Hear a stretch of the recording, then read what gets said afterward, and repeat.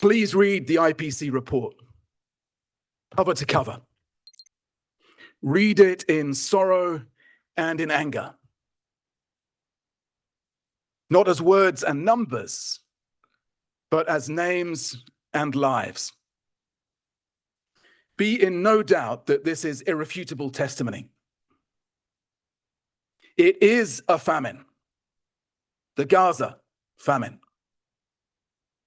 It is a famine that we could have prevented if we had been allowed.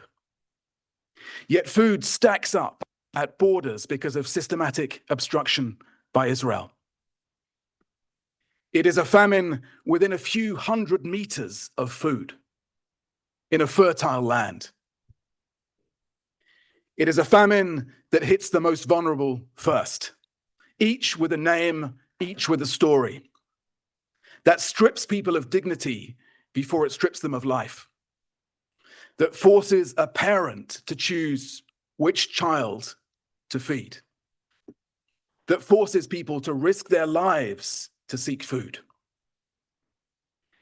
It is a famine that we repeatedly warned of, but that the international media has not been allowed in to cover, to bear witness.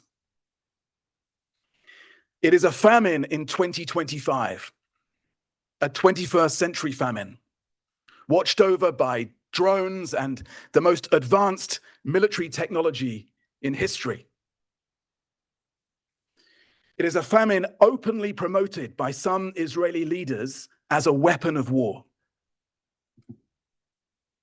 It is a famine on all of our watch. Everyone owns this. The Gaza famine is the world's famine. It is a famine that asks, but what did you do? A famine that will and must haunt us all. It is a predictable and a preventable famine.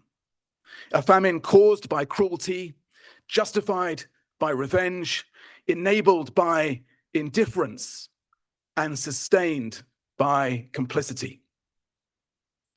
It is a famine that must spur the world to more urgent action, that must shame the world to do better. It is a famine that therefore also asks, and what now will you do? My ask, my plea, my demand to Prime Minister Netanyahu and anyone who can reach him: enough. Ceasefire. Open the crossings, north and south, all of them.